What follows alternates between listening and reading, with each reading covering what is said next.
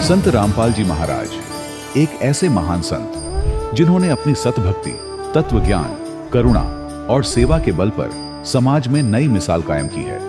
संत रामपाल जी महाराज की अगुवाई में उनके सभी सतलोक आश्रमों से समाज कल्याण के अद्भुत कार्यों ने समाज को सुनहरे भविष्य की एक नई उम्मीद दिखाई है। संत रामपाल जी महाराज से नाम दीक्षा लेने के बाद लाखों लोगों की लाइलाज बीमारियां जैसे कैंसर, एड्स आदि ठीक हुई। संत जी के ज्ञान से प्रेरित होकर उनके अनुयायियों ने लाखों यूनिट रक्तदान किया। संत जी ने लाखों बहन बेटियों का दहेज मुक्त विवाह करवाया।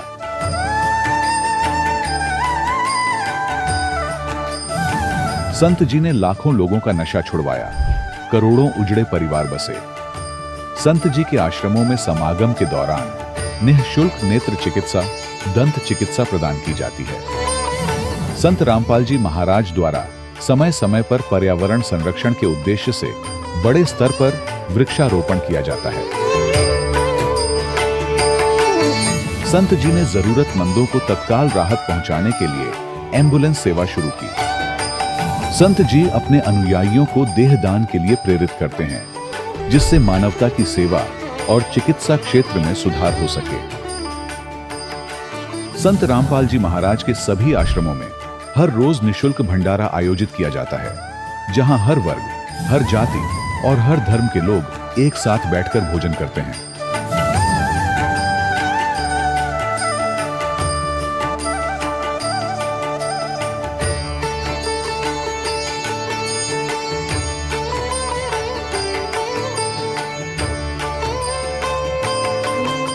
संत रामपाल जी महाराज की अन्नपूर्णा मुहिम ने गरीब और बेसहारा लोगों के जीवन में एक नई ऊर्जा और उम्मीद को जन्म दिया है।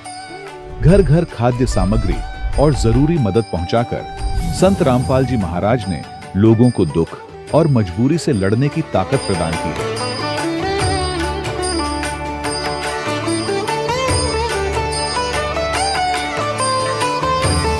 संत रामपाल जी महाराज द्वारा गरीब लोगों के लिए घर बनवाने का अद्भुत कार्य एक ऐसी मिसाल कायम कर रहा है जो सदियों सदियों संत जी की उदारता और दया भावना के तौर पर जाना जाएगा।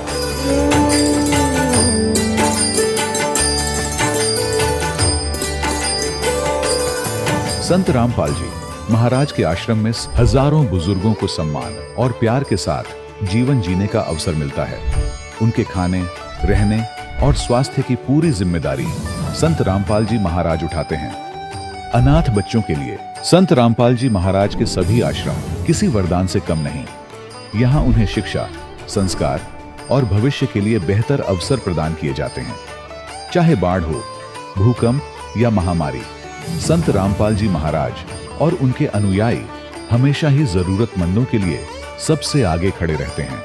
कोविड महामारी के दौरान संत रामपाल जी महाराज के आश्रमों से करोड़ों लोगों के लिए भोजन, दवाइयां और जीवन रक्षक सामग्रियां उपलब्ध कराई गई। चाहे गरीब की मदद हो या किसी शोषित और पीड़ित वर्ग के हक और सम्मान की लड़ाई, संत रामपाल जी महाराज ने हमेशा ही उनकी दबी आवाज को सरकारों तक पहुंचाया है और उन्हें उचित न्याय दिलवाने में अहम भूमिका अदा की है। समाज में आध्यात्मिक और सामाजिक मूल्यों के प्रति जागरूकता लाने में संत रामपाल जी महाराज हर कदम पर मानवता के सच्चे सेवक साबित हुए हैं। संत रामपाल जी महाराज का जीवन हमें सिखाता है कि सच्ची सेवा वही है जो निस्वार्थ भाव से की जाए।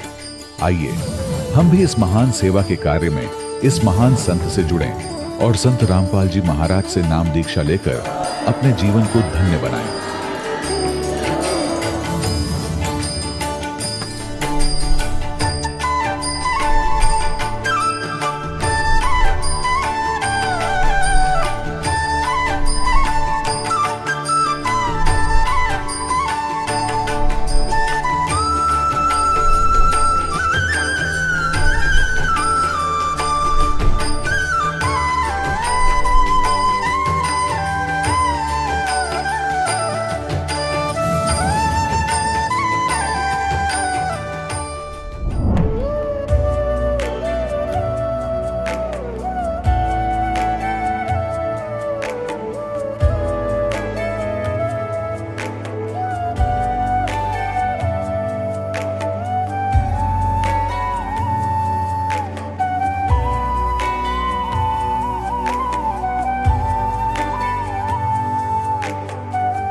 गीता में अर्जुन को स्वयं भगवान कह रहे हैं कि उस परमेश्वर की शरण में जा, उसके लिए उन संतों के पास जा जो तत्वदर्शी हो।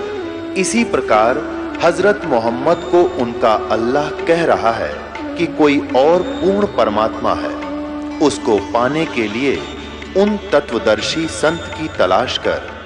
वो प्रभु कौन है, ये जानने के लिए कृपया अवश्य सुनिए जगत गुरु तत्वदर्शी संत रामपाल जी महाराज के अमृत वचन। सत साहिब दर्शकों, सच्ची लगन अगर किसी व्यक्ति को लग जाए तो वह अपना सर्वस्व उसी दिशा में झोंक देता है। आज हम आपको रूबरू करवाएंगे एक ऐसे ही शख्स से जिनको सच्ची लगन लगी थी भक्ति, सेवा और पाठ करने की।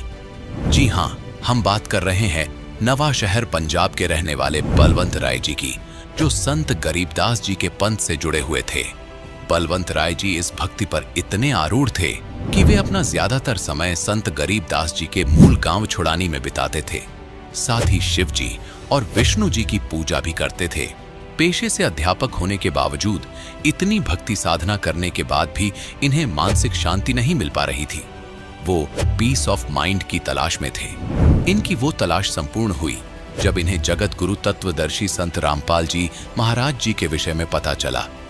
जैसे ही इन्होंने संत रामपाल जी महाराज जी से नाम दीक्षा ली, वैसे ही उनके मन का भटकाव दूर हो गया और इन्हें मानसिक शांति का अनुभव हुआ।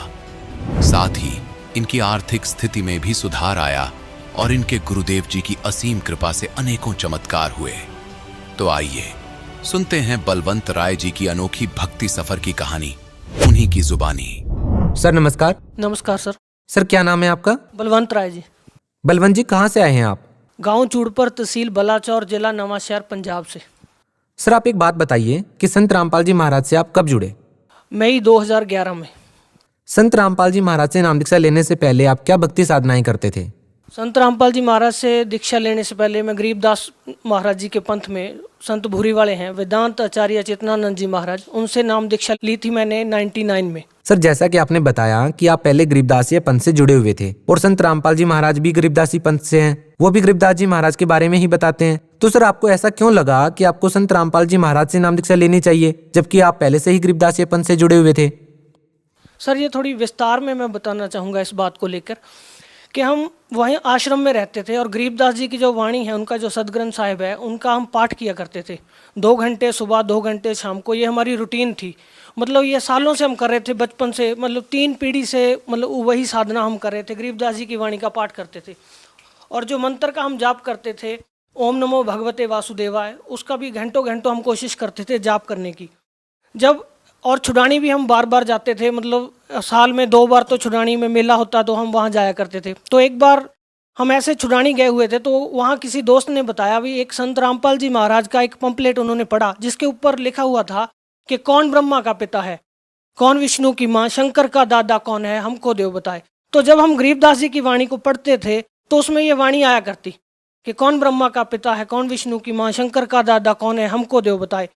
तो हम इस वाणी को पढ़ते थे, लेकिन हमें ये पता नहीं था इस वाणी के बारे में, इस सवाल का क्या जवाब है, क्योंकि ये कभी सवाल आया ही नहीं मन में। हम गरीबदास जी के पंथ में थे पर विष्णु भगवान का हम मंत्र जाप करते थे और शंकर भगवान की साधना करते थे। शिवलिंग था, उसके ऊपर जल चढ़ाते थे। तो एक बार किसी ने कहा कि जिस संत की आप बात कर रहे हो, संत रामपाल जी महाराज की, उनका जो सत्संग है वो टीवी पर आता है। तो हमने वो सत्संग सुनना शुरू किया। हम जब वो सत्संग को सुना तो एकदम से अचंभा हुआ जब उन्होंने कहा कि कबीर साहब परमात्मा है, कबीर साहब भगवान है।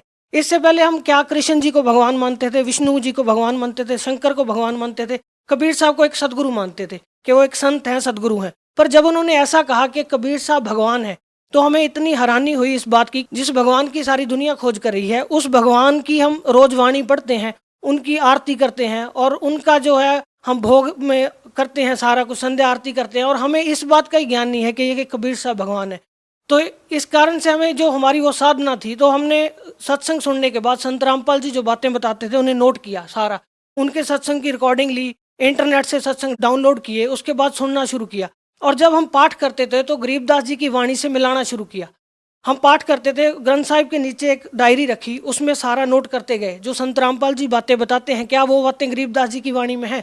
तो एज इट इज़ वो बातें सारी की सारी उस वाणी में हमने पाई। और जो हम क्रिया कर रहे थे इससे पहले, जो हमारी साधना थी, वो बिल्कुल भी उस वाणी से मेल नहीं खा रही थी। जैसे हम हरिद्वार जाते थे, गंगा स्नान करते थे और परमात्मा वाणी में कहते थे कि पर भी लेन जात है दुनिया और हमरा ज्ञान किने ना सुनिया, और हम वही परबियाँ लेने जाते थे, वहाँ पे महाकुंभ कुंभ नहाने जाते थे और ये मूर्ति की पूजा करते थे, शिवलिंग की पूजा करते थे। ये सारा उसमें मना कर रखा था।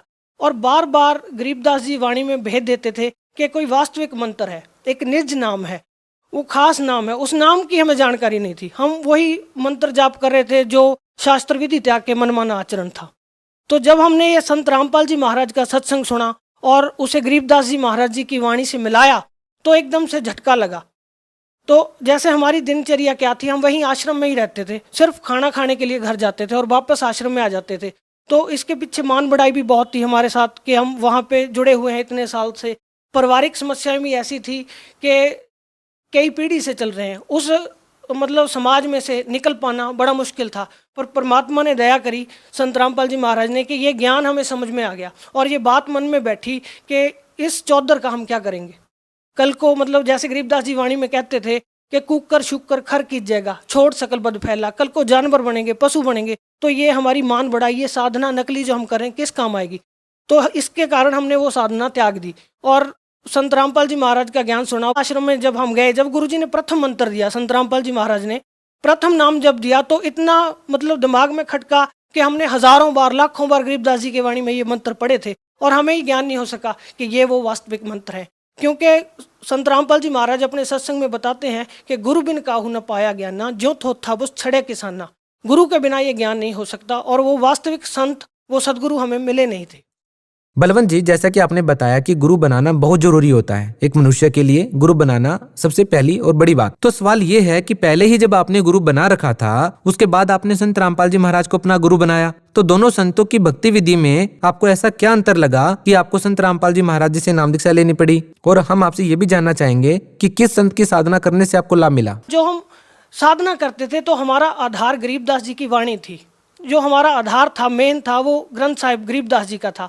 और जब हम अपनी भक्ति विधि को उनके साथ मिलाते हैं, जैसे हमारे जो मंत्र हैं, तो अगर गरीबदास जी ने इतनी वाणी लिखी है, इतना बड़ा ग्रंथ साहिब उन्होंने लिखा है, तो क्या ये 5 अक्षर जो है ओम नमो भगवते वासुदेवा, तो वो उसमें लिख सकते थे। तो हमने मिलाया। मतलब ऐसा नहीं है कि एक दिन में ये फैसला ले लिया भाई आज इनको छोड़ दो वहाँ चले जाओ, ऐसा नहीं। मतलब 8-9 महीने तक हमने उसका खोज किया पूरा। उसमें जब देखा, मिला के देखा, तो कहीं भी ये मंत्र नहीं पाए। और जो साधना गरीबदास जी बताते थे, इन ब्रह्मा विष्णु महेश तक का जो बताते थे, इन सतलोक का जो वर्णन बताते थे, वो हमने इतने सालों में, मतलब 12 साल तक हमने वो पुरानी साधना की। तो 12 साल में हमें कभी उस ज्ञान की, जैसे कहते हैं, छींट भी नहीं लग सकी। हमें पता ही नहीं चल सका कि ऐसा भी कोई ज्ञान है। तो जब ये सत्संग सुना, उसके बाद वो भेद खुला, सारी की सारी वाणी खुल के सामने आ गई कि गरीबदास जी क्या कहना चाहते हैं, कि कौन से वो वास्तविक मंत्र हैं जिनकी वो बात करते हैं। बलवंत जी, क्या करते हैं आप? अध्यापक हूँ जी, मैं एक प्राइमरी स्कूल में टीचर हूँ। सर, आप एक शिक्षित व्यक्ति हैं और निस्संदेह आपने संत रामपाल जी महाराज को बहुत ही सोच समझकर अपना गुरु बनाया होगा। सर, हम आपसे ये जानना चाहेंगे कि कोई भी साधक होता है, वो भक्ति इसलिए करता है, वो गुरु इसलिए बनाता है, उसका उद्देश्य ये होता है ताकि उसको शारीरिक लाभ मिले, मानसिक लाभ मिले, आध्यात्मिक लाभ मिले। हम आपसे ये जानना चाहेंगे कि संत रामपाल जी महाराज से नाम दीक्षा लेने के बाद आपको क्या क्या लाभ मिले हैं? सर, जब हम गरीबदास जी की वाणी को पढ़ते थे तो उसमें एक वाणी आती थी। गरीबदास जी कहते थे कि सुख के सागर राम है, दुख मोचन होई, और पत्थर पानी प्रतिमा से तरया ना कोई। हम पढ़ते थे उस वाणी को, पर कभी हमारे जीवन में वो इम्प्लीमेंट नहीं हो सकी थी। क्यों? क्योंकि हमारे ऊपर दुख ऐसे कैसे रहते थे। हम भक्ति करते थे, जबकि गरीबदास जी कहते कि सुख के सागर राम है, दुख मोचन होई। अगर हमारे पास वो राम होते, वो जिस साधना से वो दुख दूर होते हैं, अगर वो साधना हमारे पास होती तो हमारे दुख दूर होने चाहिए थे। बचपन से ही मतलब इतना ज़्यादा हमारे परिवार में क्लेश रहता था, कलह रहती थी, जिसके कारण मेंटली डिस्टर्बेंस रहती थी बहुत ज़्यादा। मैं परेशान रहता था और कई बार ऐसा भी था कि आत्महत्या तक का भी विचार मन में आता था। तो संत रामपाल जी महाराज से नाम लेने के बाद जो चीज़ चेंज आई लाइफ में, वो सबसे ज़्यादा थी, जिसको कहते हैं पीस ऑफ माइंड। हर शिक्षित व्यक्ति है जो वो इस बात की खोज करता है कि मानसिक शांति होनी चाहिए। अध्यात्म के मार्ग पर जो भी आदमी चलता है, वो सबसे पहले उसकी यही खोज होती है, पीस ऑफ माइंड, कि हमें आत्मिक और मानसिक रूप से शांति होनी चाहिए। तो संत रामपाल जी महाराज की शरण में आने के बाद सबसे बड़ी चीज़ ये हुई कि मन की जो भटकना थी वो समाप्त होगी। पहले हम कहीं जाते थे भगवान की खोज में कि वो शांति मिले, हम मानसिक रूप से हमें शांति मिल सके। तो वो शांति जो वास्तविक थी वो सत्य साधना से होनी थी, और वो सत्य साधना संत रामपाल जी के पास थी। तो जब हमने ये नाम लिया तो सबसे बड़ा लाभ क्या हुआ, ये मानसिक रूप से शांति होगी, मन की भटकना खत्म होगी। जैसे संत रामपाल जी महाराज अपने सत्संग में बताते हैं कि पर्वत पर्वत मैं फिरया, कारण अपने राम, और राम जैसे संत मिले जिन सारे सब काम। तो वो मानसिक शांति सबसे पहली चीज़ थी। और फाइनेंशियल जो कंडीशन थी हमारी, जो हमारे जानकार हैं, जानने वाले सारे जानते हैं कि फाइनेंशियल तौर पे बहुत ज़्यादा कंडीशन अच्छी नहीं थी। संत रामपाल जी महाराज से नाम लेने के बाद सबसे बड़ा ये लाभ हुआ कि हमारी फाइनेंशियल कंडीशन है बहुत ज़्यादा सुधर गई।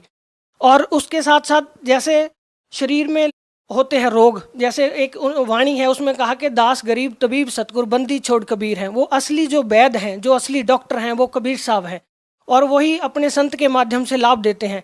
तो हमारी माता जी हैं, उनको जो है उनका खून इतना कम हो गया था, मतलब 5 पॉइंट समथिंग था। तो डॉक्टर के पास गए तो उन्होंने बोला कि इनको जो है ब्लड चढ़ाना पड़ेगा, अगर ब्लड नहीं चढ़ाओगे तो इनकी सेहत और ज़्यादा ख़राब हो जाएगी।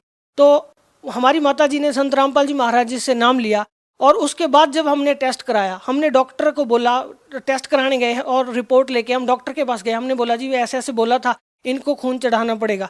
तो डॉक्टर हंस के कहने लगा, भाई आप में कितना खून है उससे ज़्यादा तो आपकी माता जी में है। वो 12 पॉइंट समथिंग हो गया संत रामपाल जी महाराज जी की दया से।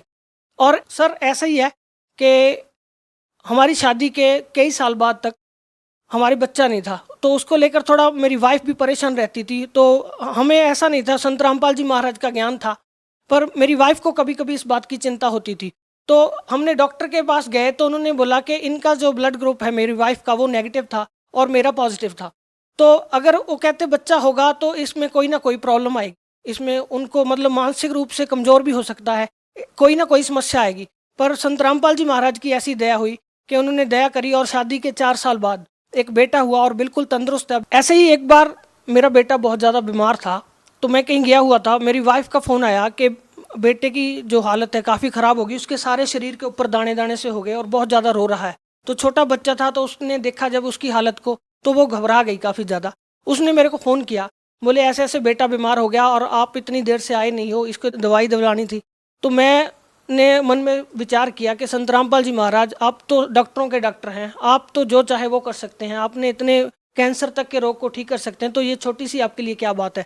तो ऐसे मैं विचार करता करता बाइक पे आ रहा था, जैसे ही मैं घर पहुंचा तो मैंने देखा बेटा आराम से सोया हुआ है, वाइफ अपना काम कर रही है। मैंने उससे पूछा भी तुम कह रहे तो बीमार है, तो वो एकदम से हैरान सी हो गई। उसने बोला हाँ बीमार तो था, पर अब पता नहीं ठीक है। मैंने उसका सारा कपड़े उतार के देखे, कोई उसके ऊपर निशान नहीं था, कोई ऐसे दाने नहीं थे। वो संत रामपाल जी महाराज ने मेरे घर पहुंचने से पहले ही उसको ठीक कर दिया। और ऐसे ही अभी 3-4 दिन पहले की बात है कि मेरी वाइफ बहुत ज़्यादा बीमार थी, उसको बार बार उल्टी हो रही थी, उसकी सेहत ज़्यादा ख़राब थी। उसने मेरे को फ़ोन किया, बोले मैं बीमार हूँ तो आप घर पे आओ। तो आ रहा था, जब मैं घर पहुँचा तो संत रामपाल जी महाराज की जो है अमृत जल की एक बोतल होती है छोटी सी, तो उसमें से उसने 2-4 घूंट पिए। जब मैं घर पहुँचा तो वो एकदम से ठीक थी। उसने बोला मैं बिल्कुल ठीक हूँ, मेरे को कोई ऐसी परेशानी की बात नहीं है। सर, अगर यदि ये कहा जाए कि सभी बाबा एक जैसे होते हैं, तो आप लोगों को कैसे समझाएंगे कि संत रामपाल जी महाराज उन अन्य बाबाओं से बिल्कुल अलग हैं? सब बाबा एक जैसे नहीं होते, क्योंकि जैसे संत रामपाल जी महाराज जो ज्ञान देते हैं उस ज्ञान से निर्णय होता है। संत और असंत की जो पहचान है वो उनके भेष से, उनके बोलने चालने के ढंग से नहीं होती। जैसे शेर की पहचान उसकी गर्जना से होती है, ऐसे ही संत की पहचान उसके ज्ञान से होती है। अगर आप बाकी बाबाओं और संत रामपाल जी महाराज के ज्ञान की तुलना करके देखेंगे तो आपको फर्क समझ में आ जाएगा। सर देखिए, आप एक टीचर हैं, और अगर आप बच्चे को समझाएं कि सही गुरु कौन है और नकली गुरु कौन है, आप बच्चों को कैसे समझा पाएंगे कि वो गलत धर्मगुरु की पहचान कैसे कर सकते हैं? क्योंकि आज के समय में हम देखते हैं कि लाखों धर्मगुरु हैं, और टीवी चैनल पर जब देखते हैं तो हर रोज एक नए बाबा का पर्दाफाश हो जाता है। आप बच्चों को कैसे समझाएंगे, वो कैसे निर्णय करें कि कौन सही है और कौन गलत है? आज जो सबसे बड़ी चीज़ है वो शिक्षा है। आज का जो समय है उसमें जो शिक्षा है ये सबसे बड़ी चीज़ है। वही शिक्षा है वो संत को पहचानने का आधार बन रही है। जैसे हमने इनको पहचाना, संत रामपाल जी महाराज को, अगर हम शिक्षित ना होते तो हम उन सदग्रंथों के साथ इनके ज्ञान का मिलान नहीं कर सकते थे। तो हमने क्या किया, उनके ज्ञान का सदग्रंथों के साथ मिलान किया। जो पहले संत थे जिनसे हम जुड़ते थे उनके ज्ञान का भी हमने मिलान किया। अब जब हम मिला के देखेंगे तो जो असली और नकली का फर्क सामने आ जाता है। सर, भगत समाज को आप क्या संदेश देना चाहेंगे? भगत समाज को संदेश नहीं है, हमारी तो यही प्रार्थना है कि जो संत रामपाल जी महाराज ज्ञान दे रहे हैं इस ज्ञान को सुनिए। अगर आपको कोई भगत मिलता है जो ज्ञान गंगा, गीता तेरा ज्ञान अमृत उनकी पुस्तकें हैं वो आपको देता है, उन पुस्तकों को पढ़िए और उन्हें शास्त्रों के साथ मिलान करके देखिए, तो आपको जो है वास्तविक भक्ति का और परमात्मा के मार्ग का ज्ञान होगा। यही हमारी प्रार्थना है। सर धन्यवाद। नमस्कार सर। दर्शकों, अभी आपने सुने संत रामपाल जी महाराज से दीक्षा प्राप्त करके सुखी हुए भक्त के अनुभव। अब देखिए जगत गुरु तत्वदर्शी संत रामपाल जी महाराज के मंगल प्रवचन। जो मेरे ज्ञान का आश्रय करके तत्वदर्शी संत की खोज कर लेता है, तो तत्वदर्शी संत से उसको ये ज्ञान होता है, वो परिचित होता है, तो वो व्यक्ति केवल जरा और मरण से ही छूटने का प्रयत्न करता। जरा माने वृद्ध अवस्था और मरण माने मृत्यु, इन दो वस्तुओं के लिए ही वो भक्ति करता। फिर अन्य वस्तुओं की डिमांड इस गंदे लोक की वो नहीं करता। क्योंकि वो तत्ब्रह्म से यानी परम अक्षर ब्रह्म से, गीता ज्ञान दाता से, अन्य जो सुप्रीम पावर है उस ब्रह्म से और सारे अध्यात्म ज्ञान से और सभी कर्मों से वो परिचित होता है। तो अपने आत्मा उस तत्वदर्शी संत या तो परमात्मा आए थे या फिर उन जिन महापुरुषों को वो मिले थे उनको वो ज्ञान बताया था, उन्होंने अपना अनुभव परमात्मा से प्राप्त ज्ञान लिख दिया। वो आज वर्तमान में हम उनके विचारों को समझें कि ये वही संत हैं जो भगवान से मिले थे, तो उनमें जो प्रमाण है। और वर्तमान में इस दास पर मेहर करिए कबीर भगवान ने इस यथार्थ ज्ञान के देने की, उसके बच्चों तक पहुंचाने की।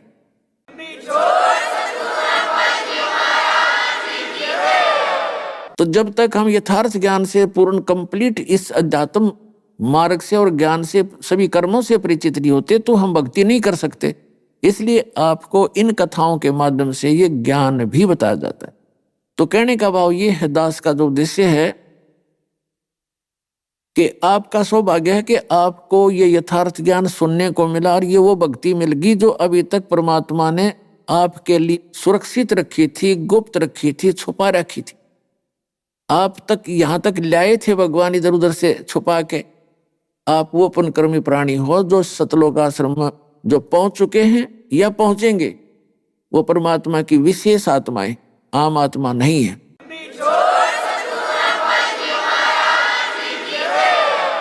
अब जो हम आगे प्रसंग चला रहे हैं उससे पहले थोड़ी ये कथा बताना चाहते हैं कि वो परमात्मा जैसे प्रारंभ में दास ने बताया था कि वो अच्छी आत्माओं को मिलते हैं और उनको अपना ज्ञान देते हैं। वो किन किन को मिले? आदरणीय धर्मदास साहिब जी की कथा आपको दास सुना ही रहा है, अब ये इसे क्लियर होगा। आदरणीय मलुकदास साहिब जी से, आदरणीय नानक साहिब जी से, आदरणीय दादू दास साहिब जी से, आदरणीय गरीबदास साहिब जी गांव छुड़ानी जिला झज्जर हरियाणा वाले से मिले, और आदरणीय गीसा दास साहिब जी गांव खेखड़ा जिला मेरठ उत्तर प्रदेश वाले को।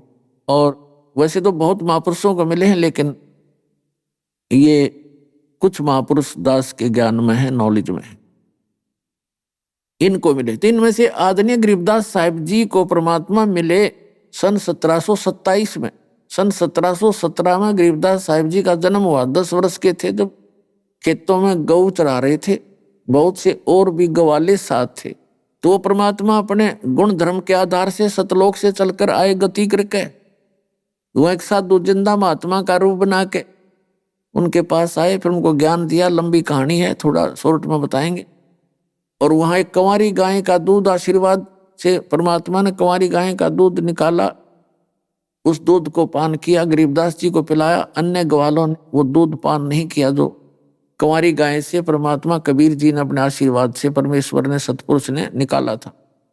क्योंकि कंवारी गाय में दूध नहीं होता, परमात्मा सतलोक से मंगाते हैं अपना आहार और वहां आ जाता है, उससे निकाल लिया, दूध पी लिया, सतलोक से आता है उनका सारा। तो आपका भी सतलोक से आ सकता है जब आप सच्ची भक्ति करोते हैं।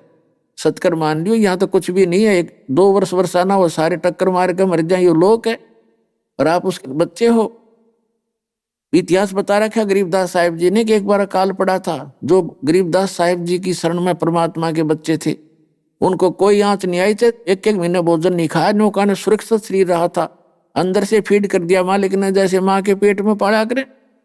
तो कहते हैं ऐसे ही आपकी यहाँ भी मैं सुरक्षा ऐसे ही करूंगा जब मेरी शरण में आ जाओगे। तो गरीबदास साहिब जी को ज्ञान दिया, 10 वर्ष के बालक थे, रुचि घड़ी थी, वो तो पुण्यकर्मी प्राणी थे, उन्हीं के लिए आए थे अपने गवाह बनाने के लिए भगवान।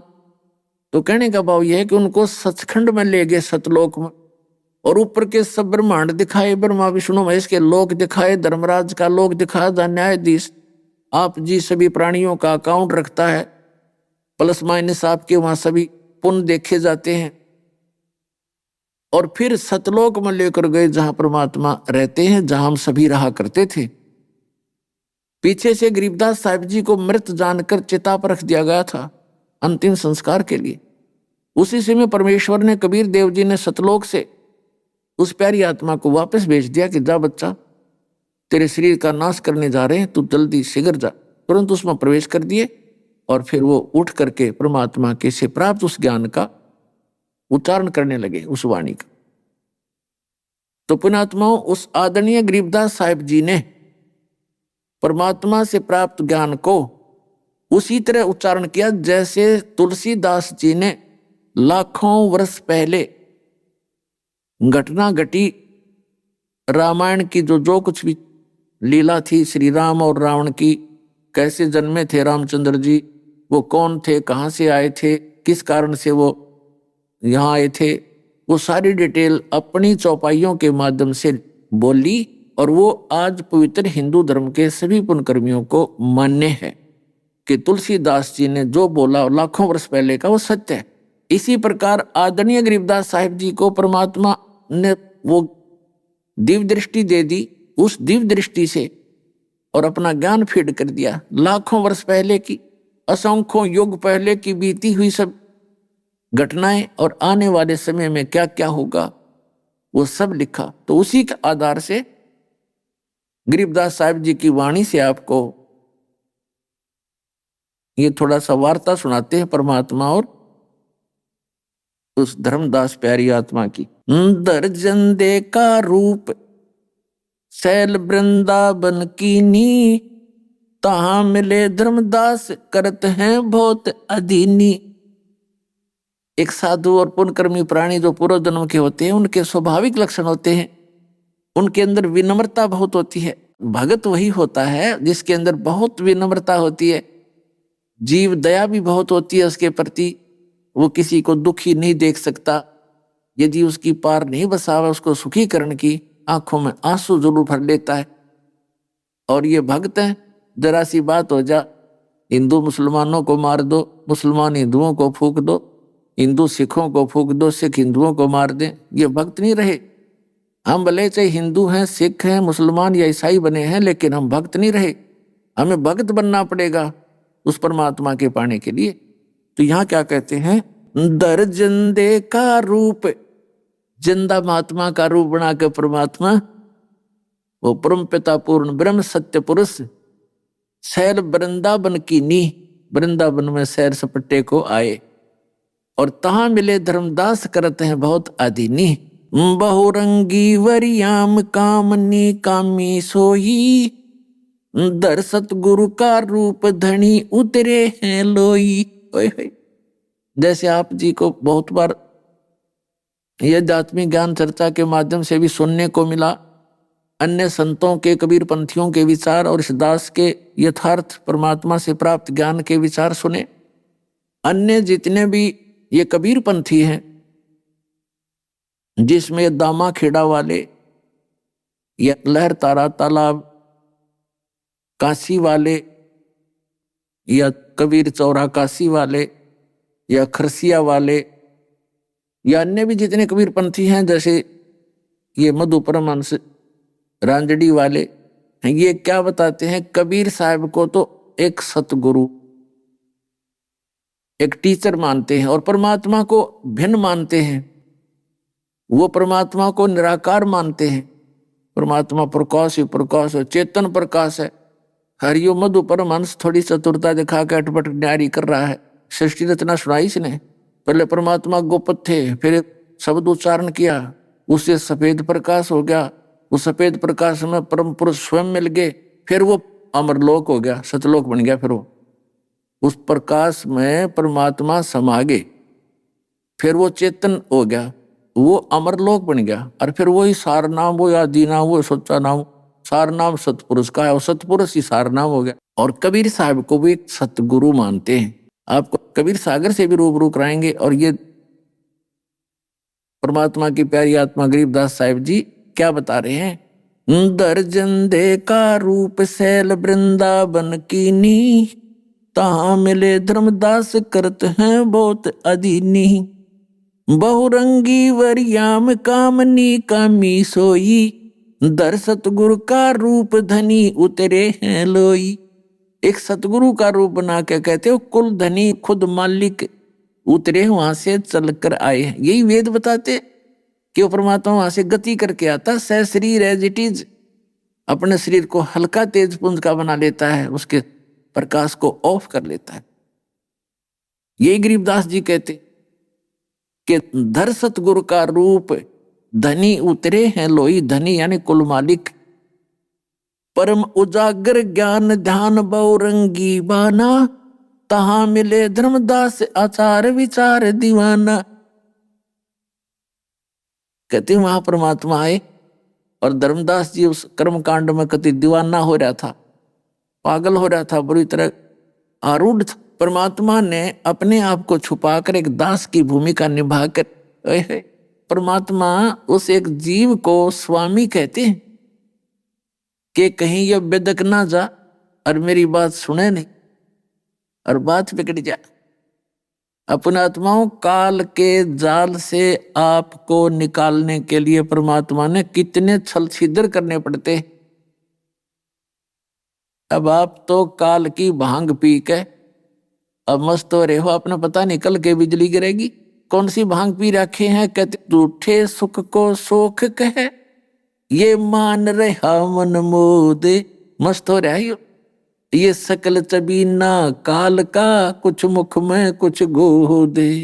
कबीर ये माया अटपटी, सब घट आण अड़ी, किस किस को समझाऊं या को भांग पड़ी। कहते सबको एक जैसी भांग पे रखिए, कार कोठी चाहिए। और जो मर गए कोई बात ना, हम अभी हैं, अभी नहीं मरेंगे। जो मृत्यु को प्राप्त हुए वो भी यही अटकड़ लगाए बैठे थे, हम अभी नहीं मरेंगे। तो यहाँ क्या बताते हैं? हमें यहां से निकालने के लिए परमात्मा कैसी लीला करते हैं। क्या बोले? कौन तुम्हारी जात कहां से आए स्वामी, पूछे पुरुष कबीर धनी साहब नी कमी। ओए कहते कौन तुम्हारी जाति और कहां से आए स्वामी। मालिक परमात्मा उस धर्मदास जी को कहते हैं स्वामी जी, क्योंकि वो साधु का रूप बनाए बैठे थे। धर्मदास जी वैष्णो संत जैसी वेशभूषा किए हुए थे, तिलक तलक ला के गल मांगो छाटांग के हैं, और अपना वही माला मूला कई लगा रखी थी गले में। कंठी तो अलग थी, वो और भी डाल लेते हैं कई मालाएं। तो क्या कहा? कौन तुम्हारी जात कहां से आए स्वामी, और पूछे पुरुष कबीर धनी साहेब निकामी। निकामी माने निस्वार्थ भाव से सबके उद्धार करने वाले। परमात्मा ने पूछा कि हे स्वामी जी आप कहां से आए? पूछे पुरुष कबीर, पुरुष माने परमात्मा, परमात्मा कबीर पूछ रहे हैं। वो धनी साहेब निकामी, वो कुल मालिक। अब धर्मदास जी बताते हैं, हम वैष्णो बैरागी धर्म में सदा रहाई, सुधर न बैठे संग कल्प ऐसी मनमाही, सुन जिंदा मम धर्म को अधिक आचार विचार, हमरी करनी जो करे उतरे भवजल पार। अब जो भी जिस साधना को कर रहा है न सोचे औरों ने भी बता दूं और इसी से मोक्ष होगा। तो धर्मदास जी जिंदा महात्मा रूप में उपस्थित परमात्मा से कह रहे हैं कि जो साधना हम कर रहे हैं इसने कोई भी कर ले साधना से मोक्ष होगा, उतरे भवजल पार। अब परमात्मा कहते हैं बोले धनी कबीर, धनी माने मालिक, कुल मालिक स्वामी। बोले धनी कबीर सुनो वैष्णो बैरागी, कौन तुम्हारा नाम गाम कहिए बड़बागी, कौम कुल जात कहाँ को गवन किया है, कौन तुम्हारी रैस किने तुम नाम दिया है, कौन तुम्हारा ज्ञान ध्यान सुमरण है भाई, कौन पुरुष की सेव कहाँ समाधि लगाई, को आसन को गुफा के भर मत रहो सदाई, ये सालग सेवन कीन बहुत अति भार उठाई, झोली झंडा धूप दीप तुम अधिक आचारी, बोले धनी कबीर भेद कई हो ब्रह्मचारी, हमको पार लंघाइयो परम उजागर रूप, जंद कह धर्मदास से तुम हो मुक्ति स्वरूप। अब परमात्मा पूछ रहे हैं अपनी प्यारी आत्मा से, और उनको किस किस महिमा से संबोधित कर रहे हैं, और क्या कहते हैं कि हमको पार लंघाइयो, कि हमें मोक्ष प्राप्ति करवाना, हे परम उजागर रूप। और जिंद कहे धर्मदास से, परमात्मा कहते हैं धर्मदास जी से, तुम हो मुक्त स्वरूप, यानी आपकी साधना आपकी भक्ति तो मैंने दिखाई देती है जैसे मेरा कल्याण निश्चित है। यानी उसको परमात्मा उकास रहे हैं ताकि कुछ देर वार्ता कर लेगा तो मैं कंडम कर दूंगा इसको, 1 मिनट में घायल कर दूंगा, जख्मी कर दूंगा अंदर से, फिर ये तड़फता फिरेगा। और पहले हमारे निकट आने के लिए परमात्मा कैसी लीला करनी पड़ी। क्या बताते हैं, बोले धनी कबीर सुनो बैरागी, और कौन तुम्हारा नाम गाम कहिए बड़भागी, कौम कुल जात कहाँ को गवन किया है, और कौन तुम्हारी रैस किन्हें तुम नाम दिया है। परमात्मा पूछ रहे, कौन तुम्हारा ज्ञान धान सुमरण है भाई, और कौन पुरुष की सेव यानी किस भगवान की पूजा करते हो, और कहाँ तुमने समाधि लगाई, को आसन को गुफा के भर मत रहो सदाई, कि कहीं कोई आसन है तुम्हारा ठिकाना, कोई आश्रम है, या किसी गुफा में रहते हो, या ऐसे रमते राम हो भ्रमण करते रहते हो, को आसन को गुफा के भर मत रहो सदाई, और सालग सेवन कीन अति बहुभार उठाई, झोली झंडा धूप दीप तुम अधिक आचारी, और बोले धनी कबीर भेद कहियो ब्रह्मचारी। और फिर कहते हैं हमको पार लंघाइयो। परमात्मा कह रहे हैं तूने आपने सारा कुछ ले रखा है, जोड़ी भी है, धूप भी, दीप भी, जोत जात लगाते हैं, धूप भगवान के आगे रखते हो, मूर्ति भी ले रखी है, तो हमको पार लगाइयो। हमको पार लंगा वही परम उजागर रूप, जिंद कहे धर्मदास से। जिंदा महात्मा रूप में बैठे परमात्मा धर्मदास जी कहते हैं तुम हो मुक्त स्वरूप। धर्मदास जी से करे। अब धर्मदास जी फिर लगा बताने मैं कौन हूं, क्या करता हूं, कहां से आया हूं। बांधोगढ़ है गाम नाम धर्मदास कही जय, वैसे कुली कुल जात सुधर की नहीं बात सुनी जय। हम सुधरों को निकट नहीं आने देते, और वैसे कुल में मेरा जन्म है, जात है, और धर्मदास मेरा नाम है, और वैसे कुल में मेरा जन्म है, बनिया हूं, और बांधोगढ़ मेरा गांव है। बांधोगढ़ है गांव नाम धर्मदास कही जय, वैसे कुली कुल जात सुधर की नहीं बात सुनी जय। सरगुण ज्ञान स्वरूप धान साल की सेवा, मल्लागिरी छड़कंत संत सब पूजे देवा। 68 तीर्थ दान ध्यान करे हम आए, पूजे सालग राम तिलक गलमाल चढ़ाए।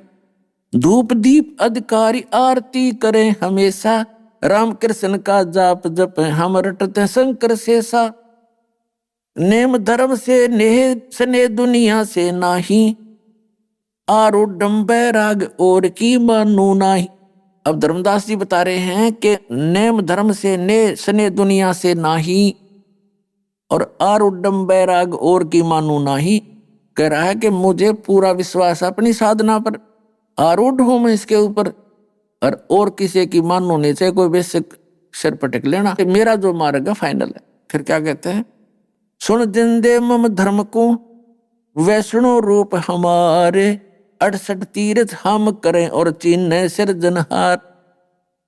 धर्मदास जी कह रहे हैं कि हे जिंदा बाबा जी, अब सुन ले, हमारा वैष्णो धर्म सबसे श्रेष्ठ है, और हम 68 तीर्थ भ्रमण करके परमात्मा प्राप्ति करेंगे।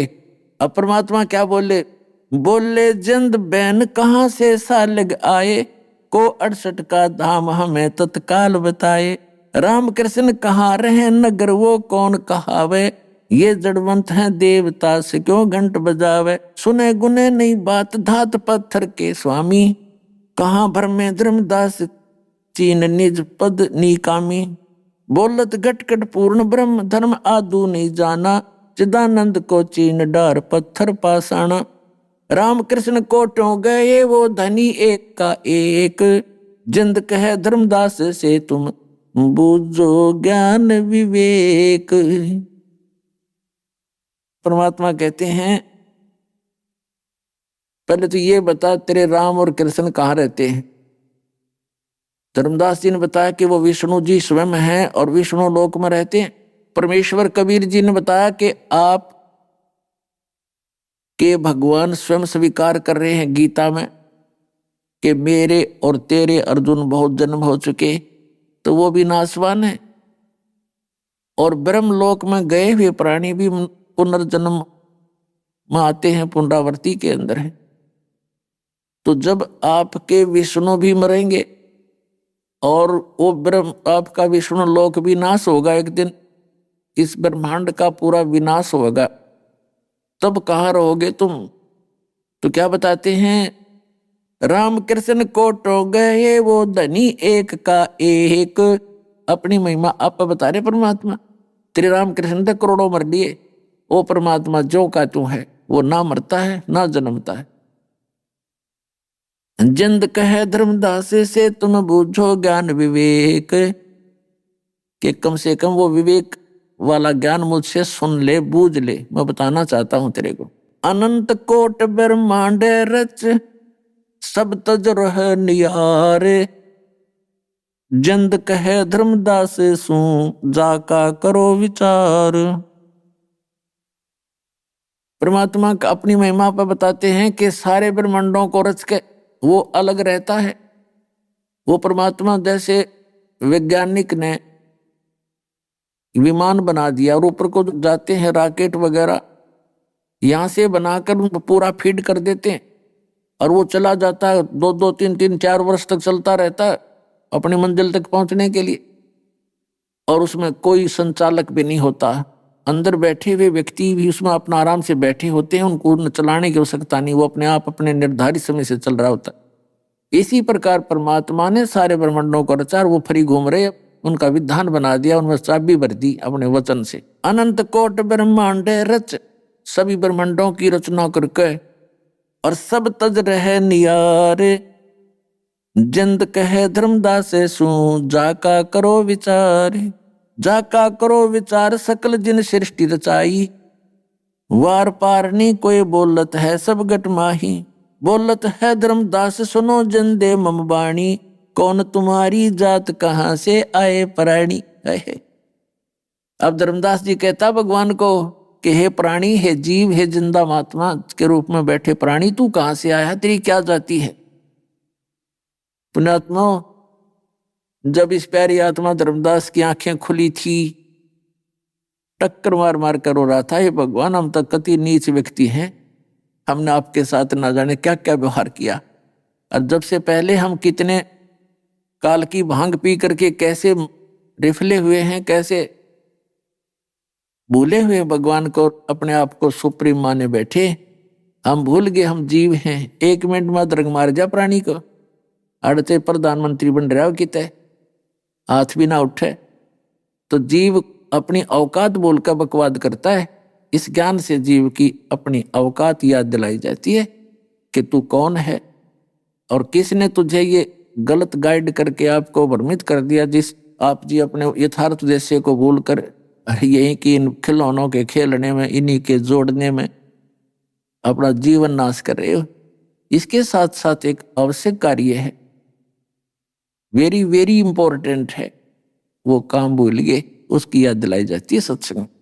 ये अतरज की बात कही तैमो से लीला, नमक पिया दूध पत्थर से करी करीला। नरसिला नित नाच पत्थर के आगे रहते, जाकी हुंडी झाली सांवल जो सा कहन थे। पत्थर से रविदास दूध जिन बेग पिलाया, सुन जिंदा जगदीश कहाँ तुम ज्ञान सुनाया।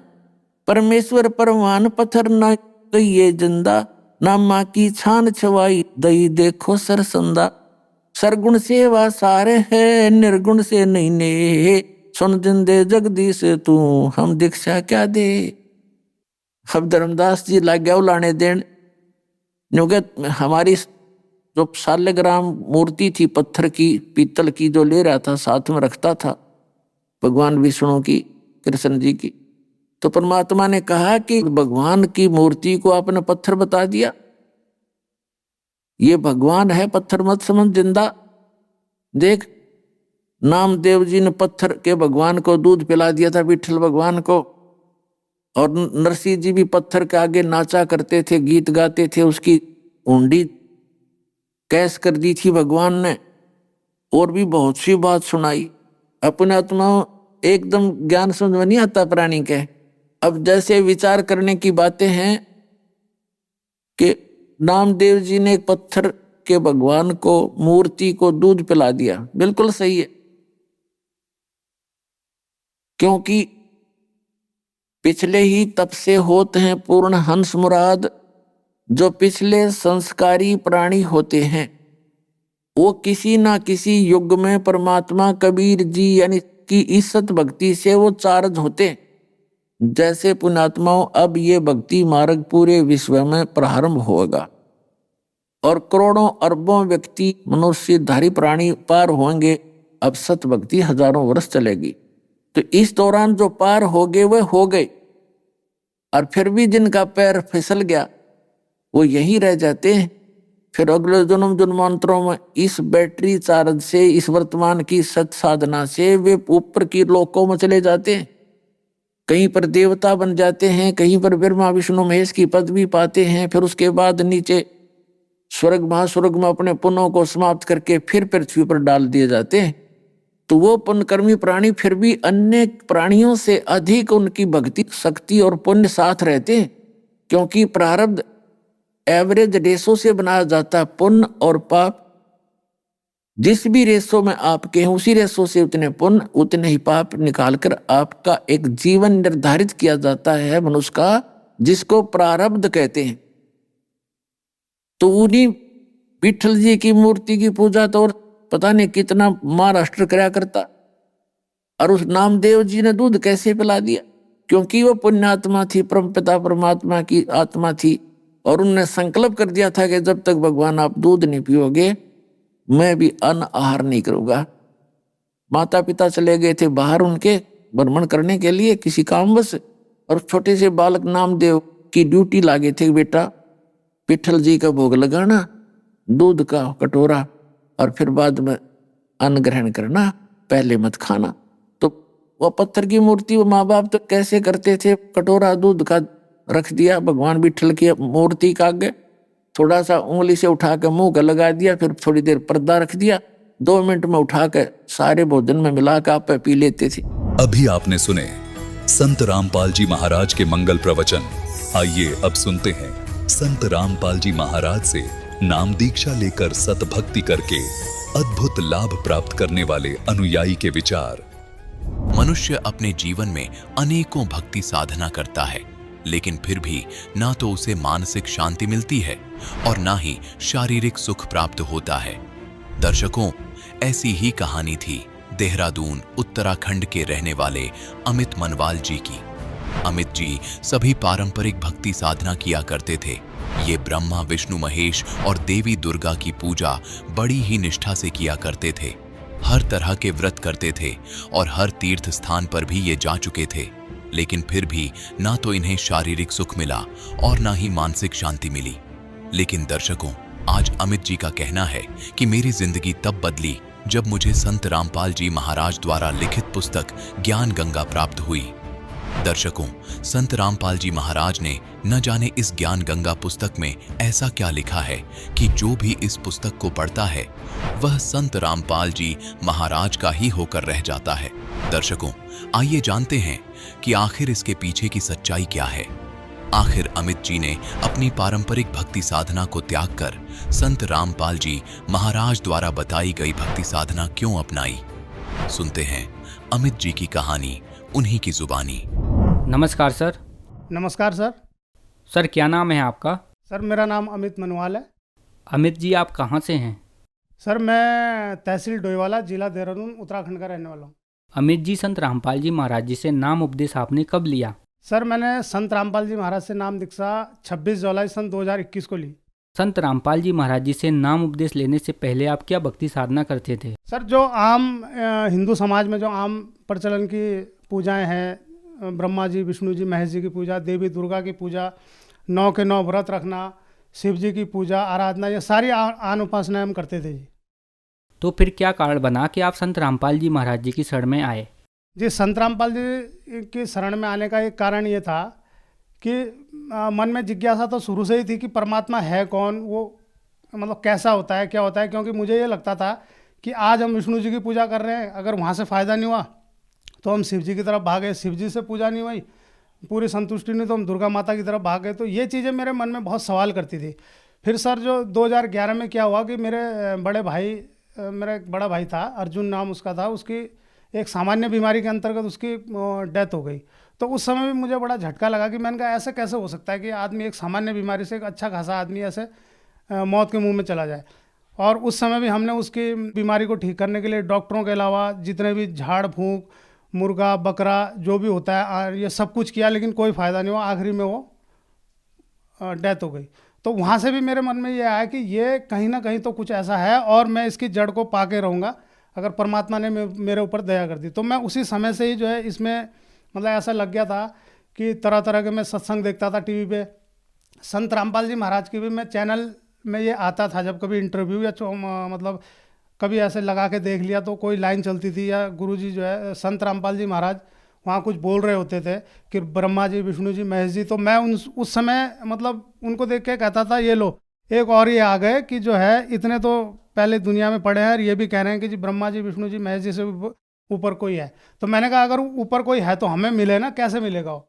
तो ऐसे करते करते 3-4 साल भी ऐसे निकल गए। फिर जी किसी ने कहा कि 2016 में कि जी आप भागवत कराओ, और भागवत कराने के बाद क्या होगा कि आपके जितने भी पितर वो है वो सब मोक्ष को प्राप्त हो जाएंगे, जो भी आपके यहाँ बाधाएं हैं वो हमेशा के लिए समाप्त हो जाएंगी। हमने कहा ठीक है जी, वो भी करा लेंगे। वो भी हमने करा के देख ली। उसके बाद 1 साल तक ठीक रहा, लेकिन 1 साल के बाद जो ऐसा हुआ कि जो ये भूत प्रेत देवी देवता जो परेशान करते ही करते थे, लेकिन उसके बाद मुझे शराब की ऐसी लत लगी कि 4 साल मैंने शराब में मतलब ऐसा जैसे पैसा पानी की तरह बहा दिया।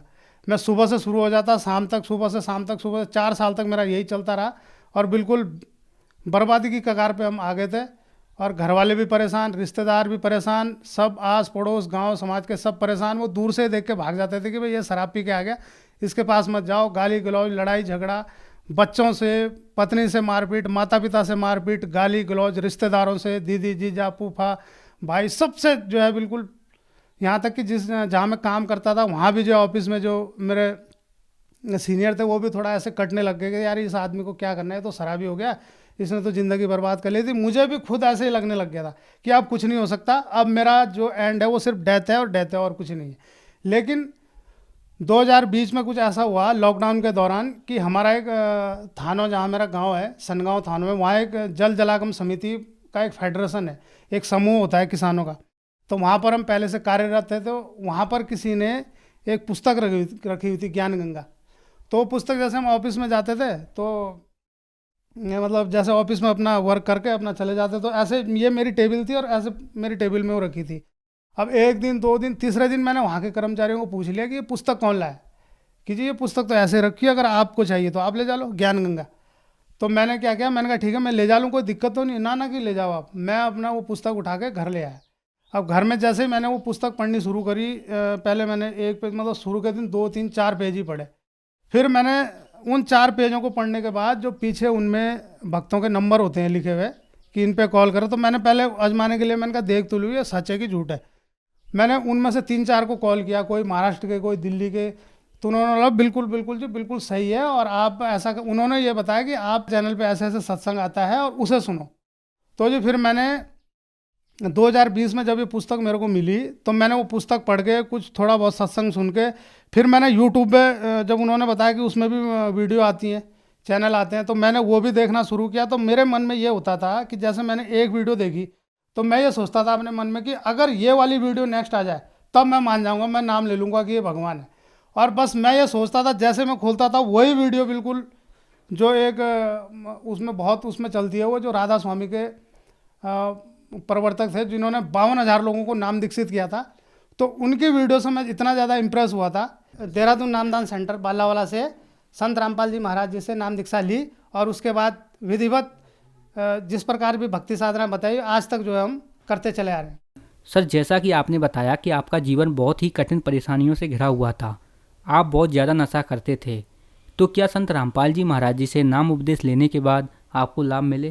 पूर्ण परमात्मा संत रामपाल जी महाराज से जो है जब से नामदान लिया है तब से सारी दुविधाएं, सारे बुराइयां ये हमारी बिल्कुल एक तरफ छूमंतर हो गई, कहीं दूर दूर तक भी नहीं है। मैं लगभग सर जी मैं 2009-10 से नशा करने का आदी था, लेकिन 2017 से और 2020 तो मेरा ऐसा गया, ये 3-4 साल की मतलब मैं सुबह से शुरू हो जाता और शाम तक बिल्कुल 2-2.5 बोतलें मेरी डेली की थी। वो पैसा कहाँ से आता था, क्या आता था, कुछ पता नहीं लगता था, लेकिन आता ज़रूर था शराब पीने के लिए। और ये होता था कि मैं शराब पी के कभी उस गली में पड़ा हूँ, कभी रायपुर चौक में पड़ा हूँ, कभी अपनी नदी विधालना नदी में पड़ा हूँ, तो लोग मुझे उठा उठा के घर ले जाते थे।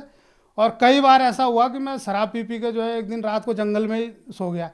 उस दिन वो लोग सड़क के किनारे आए गए, लेकिन किसी ने नहीं, उसने कहा सोने दो, से जो होगा, अगर ये मर मुर जाएगा तो सुबह को आएंगे अपना यहीं से कर कुरा के चलेंगे, और हो गया। इसके ऐसे ऐसे 3-4 वाक़े मुझे पड़े कि शराब पी के मैं जंगल में पड़ा रहा, लेकिन हुआ कुछ नहीं, कुछ परमात्मा की कृपा ही रही, जो कुछ नहीं हुआ। लेकिन धीरे धीरे जो है जब संत रामपाल जी महाराज की शरण मैंने ग्रहण की, उसके बाद से मुझे एहसास हुआ कि वाकई में मैं इससे पहले भी नशा मैंने छोड़ा, लेकिन जो चीज़ अंदर से जब तक संत रामपाल जी महाराज की कृपा नहीं हुई थी तब तक ये चीज़ें अस्थायी नहीं थी। कुछ दिन के लिए छोड़ते थे, कुछ दिन बाद फिर शुरू हो जाते थे, फिर वही लड़ाई झगड़े, काम इधर उधर, ये करना वो करना, झूठ बोलना, बेईमानी करना, ये सारे जो है फिर वैसे शुरू हो जाते थे।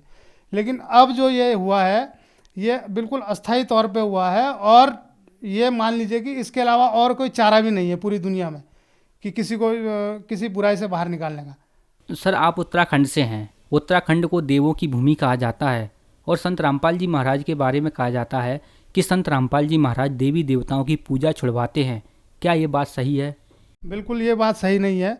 संत रामपाल जी महाराज देवी देवताओं की पूजा छुड़ाते नहीं हैं, उनकी सत भक्ति मतलब उनकी भक्ति विधि तरीके, सही विधि से भक्ति करना बताते हैं कि इनकी मतलब जो सही मंत्र है उनका जाप देते हैं, और जो है सही विधि से ये आडंबर से दूर करते हैं।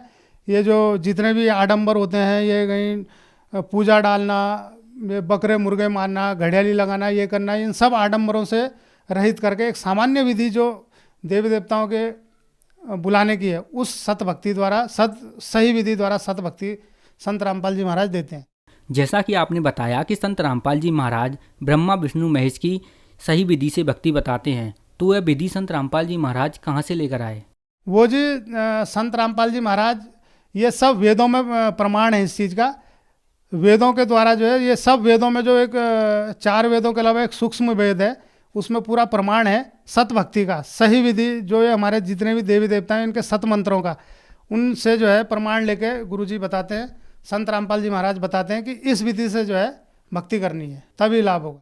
सर, संत रामपाल जी महाराज जी से नाम उपदेश लेने के बाद आपको बहुत सारे लाभ मिले, तो संत रामपाल जी महाराज जी से नाम उपदेश कैसे प्राप्त किया जा सकता है? जिस संत रामपाल जी महाराज से नाम दीक्षा लेने के लिए चैनल पे सत्संग आता है, उस पर नीचे पीली पट्टी चलती है, उस पर नंबर है, आप किसी भी नंबर पे कॉल करके आप जब अपना नाम बताएंगे तो वो आपको बताएंगे आप किस स्टेट से हैं, वो तुरंत आपको ये बताएंगे भाई उस स्टेट में आपका, उस जगह, उस ज़िले में आपका नामदान सेंटर है, आप वहाँ पर जाएँ और नाम दीक्षा लें संत रामपाल जी महाराज। धन्यवाद सर। नमस्कार सर।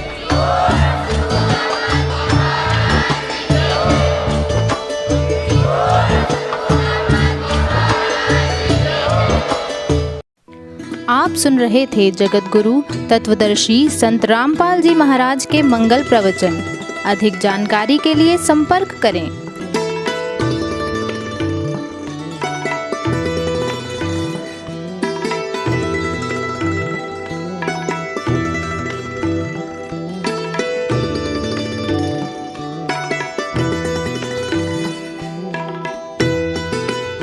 जगत गुरु तत्वदर्शी संत रामपाल जी महाराज जी के पावन सानिध्य में भक्ति की अलख जगाने तथा श्रद्धालुओं को सत्य भक्ति मार्ग का रास्ता दिखाने हेतु कनाडा के लोकप्रिय channel the TV NRI channel पर जगत गुरु तत्वदर्शी संत रामपाल जी महाराज जी के मंगल प्रवचनों का प्रसारण प्रतिदिन सुबह 7:30 बजे से 8:30 बजे तक तथा रात्रि 7:30 बजे से 8:30 बजे तक किया जा रहा है। इस सत्य भक्ति मार्ग को अपनाने के लिए अधिक से अधिक सत्संग प्रसारण देखें। इस सत्संग प्रवचन का सीधा प्रसारण संत रामपाल जी महाराज लाइव सत्संग YouTube चैनल और जगत गुरु संत रामपाल जी महाराज फेसबुक पेज पर भी देख सकते हैं।